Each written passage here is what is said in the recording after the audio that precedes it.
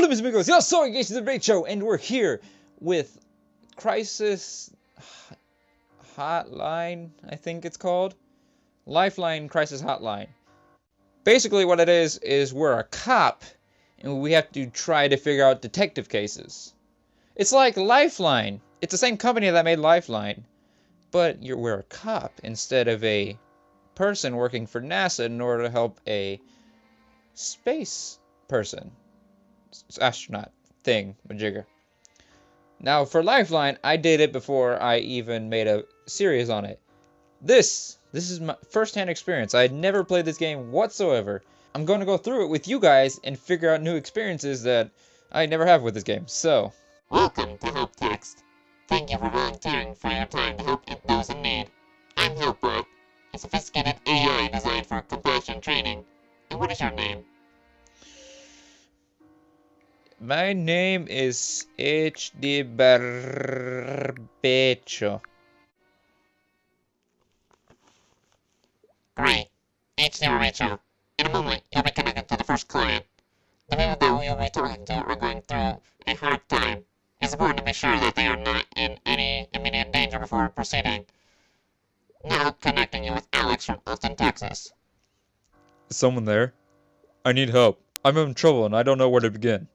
First, establish Alex in a safe place. Are you somewhere safe? Well, yes, technically, but no. I need someone to talk to, but... Your responses have been empathetic so far. Keep it up, and it should help the client get comfortable. You can talk about anything. See, you say that now, but you might change your mind when you hear what I have to say. To be honest, I'm nervous about your reaction, complete stranger. I will not judge you, any way, shape, or form. I appreciate that. I really do. But I'm judging myself big time. Something happened and I need to figure out what to do. And I guess I just don't trust myself right now. Well then, clients need to feel safe to discuss their feelings. Why don't you trust yourself? Because what I saw couldn't have happened. Like 100% impossible. But it happened right in front of me. Which is impossible. Maybe before I tell you about the worst thing that ever happened to me, we could introduce ourselves properly. HelpBot tells me your name is HD Barbecho. I'm Alex. Nice to meet you. Okay? So I guess there's no point in holding it off any longer. Time to tell you what happened. Hold on a second. Is something wrong? Maybe. I don't think so. At least, I hope not. I'm sitting in my car and I swear the same pickup truck just drove by twice. Which is weird because I'm parked in a scenic overlook off the highway. Why would someone pull through the scenic overlook twice? Haven't they seen all there is to see? Anyway, they're gone now. Hopefully, you'll understand why I'm paranoid once I tell you everything. I think you got it from here. My AI will continue to run to the background. I'll check in with your product and let you know how you're doing. Okay, here goes. I think I killed someone. The problem is, I have no idea if I actually did kill someone. I am feeling totally insane right now. What do you mean insane? You know, like in the membrane. Seriously though. A healthy person sees something insane and they dismiss it. A trick of the light. A figment of the imagination. But an insane person believes that the crazy things they see are real. I interacted with insane people when I was a beat cop. It was intense. So I'm a little concerned that it might be me.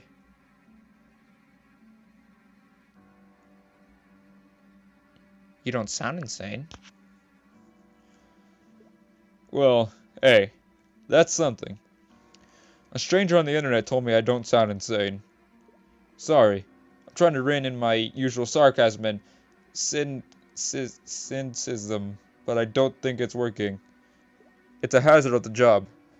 Maybe I should have mentioned I'm a police detective and this all happened in the line of duty.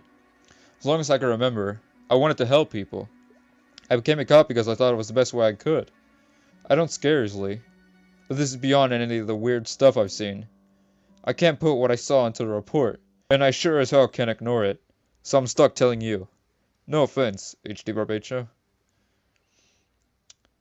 None taken. I'm here for you, man. Aw, now I feel bad for giving you a hard time. You're okay in my book. So here's the facts. I'm in the middle of a murder investigation. The victim is an attorney. I'm at his house, with a warrant, waiting for CSS to show up.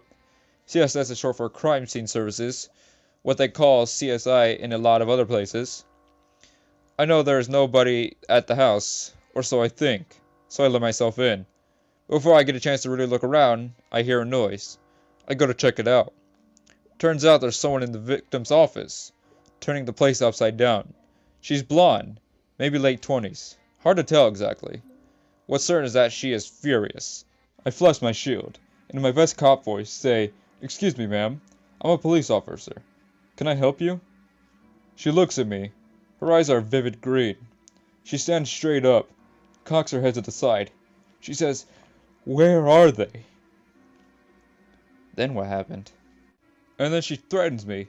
Says if I don't tell her what I know, she'll make me tell. I explain again that I'm a police officer.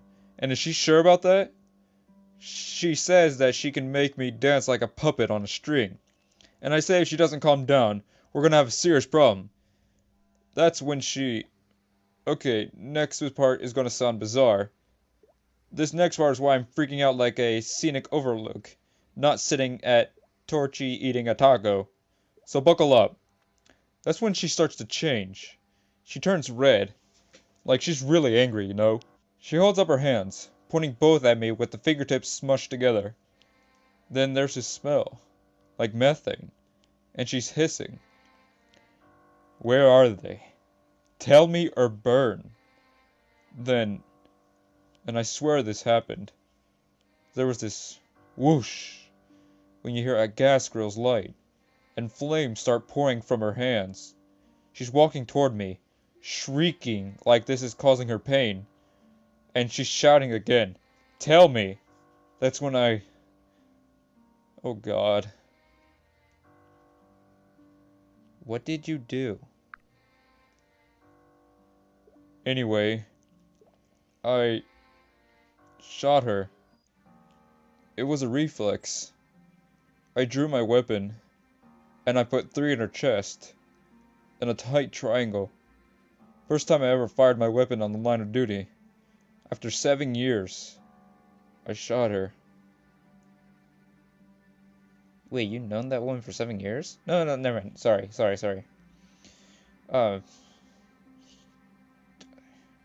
You must have been freaked out. Oh, I'm pretty freaked out, alright.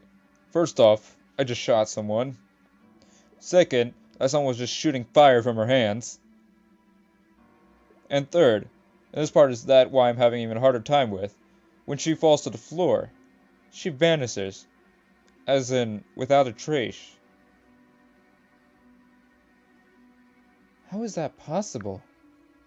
That's $1 million question, isn't it? How does a woman with 3 bullets in her chest fall backward into a persane rug in broad daylight and disappear?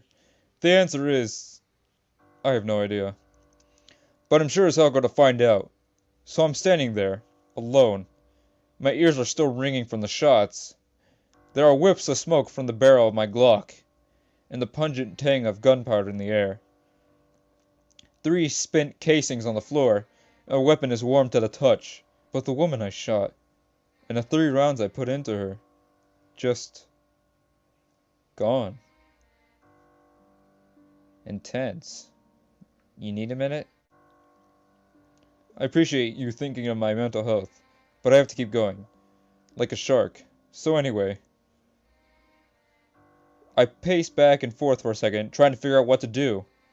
I realize that I've just fired my weapon into the home of a murder victim. How am I supposed to explain that? I know right away that I can't tell anyone what happened. What do you do? I know the CSS is coming to investigate the scene. If they find out a gun was fired, there will be a lot of questions. A lot of questions I don't have answers to. So first I open a window, turn on the overhead fan to get the smell out. I grab my cartridge cases off the carpet and shove them in my pocket. I look at the wall behind where the woman was standing, praying none of my bullets pass through her body. If they lodged in the wall, I'm screwed. Lucky for me, they disappeared with the green-eyed woman. Hooray for hollow points. Hollow points?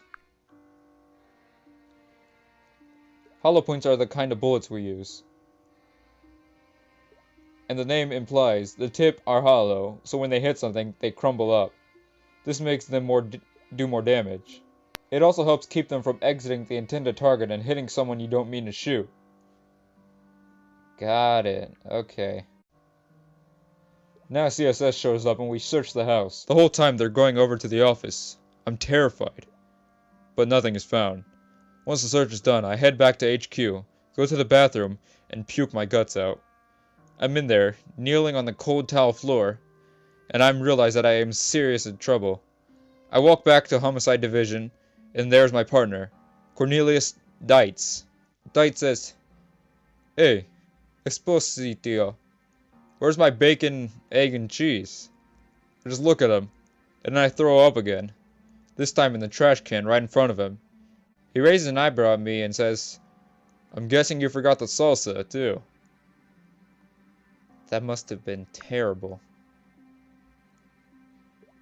It was less fun than it sounds. But to Dietz's credit, he texted me a few minutes ago to ask if I'm okay. Heart of gold. At this point, I have to get out of there. I'm standing on 8th Street and I look over. I see this guy smiling.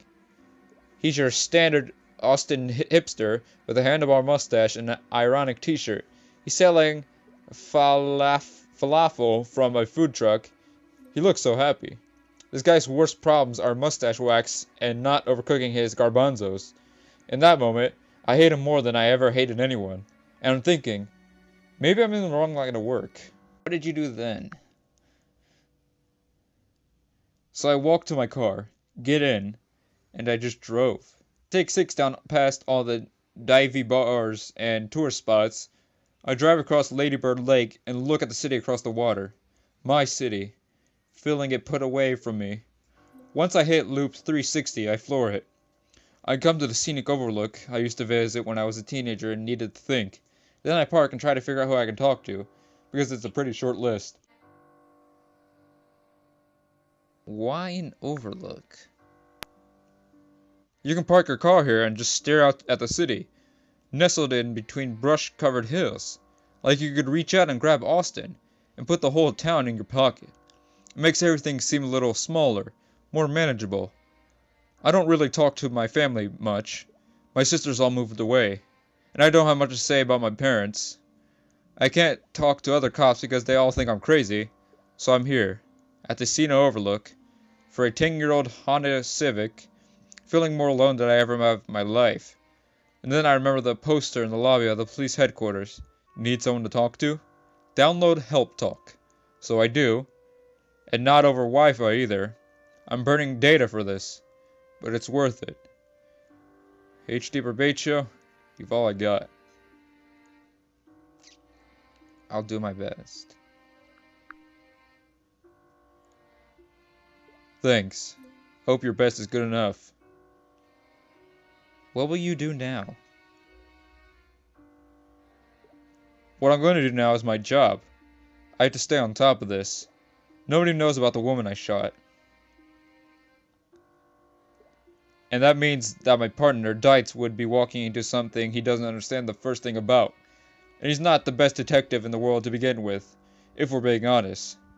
That's the noble reason, but maybe not the biggest one. The biggest one is that I need to find out what the hell happened in the house, and I need to find that woman. And I will, if it's the last thing I do. Okay, I'm gonna ask you something. And I want you to think really hard about it, because what I'm asking you is serious. You really helped so far. Will you stick with me while I work this case? What do you mean? What I mean is that I need a partner. Not an actual partner, I already have one. But he mostly stays in the office. And I can't tell him about any of this anyway. I need someone to help me think. to make sure I'm making the right calls. Because my head is full of static. I need someone to be my better judgment. And you seem like that someone. It might not be the most legal setup in the world, but desperate times call for desperate measures. What do you think? Will you help me?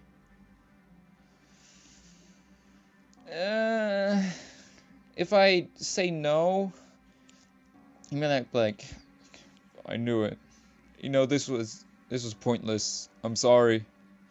I gotta go, and then he'll probably try to figure out and then get murdered. If I say yes, I might help lead him in the right direction so he could get all this solved. But then again, I might get him murdered. Let's see. Eeny, meeny, you know what? YOLO. I'll help you. Okay. Wow. That's great news.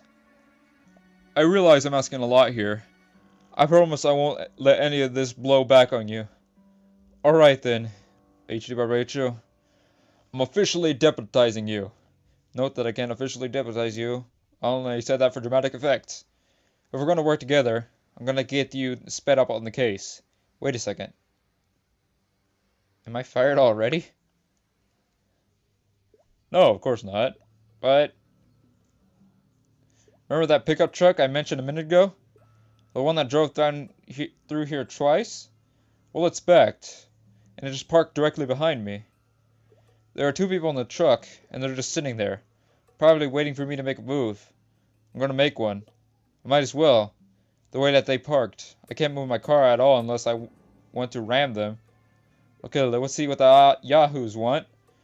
Normally I'd just be irritated, but after what happened with the green-eyed woman, I'm pretty paranoid. Be careful. I'm always careful when approaching an unknown vehicle, but I'll be extra careful this time. I'll turn on the speech-to-text mode in the app so you can hear what we're saying. You enabled speak-to-text mode. From now on, when Alex speaks aloud, you'll hear a different avatar let you know what's going on. If Alex is typing, you won't see that special avatar. Can you roll down your window, please? Are you Detective Espirito? Yes? It's a man and a woman. He's at the wheel. He looks about 40.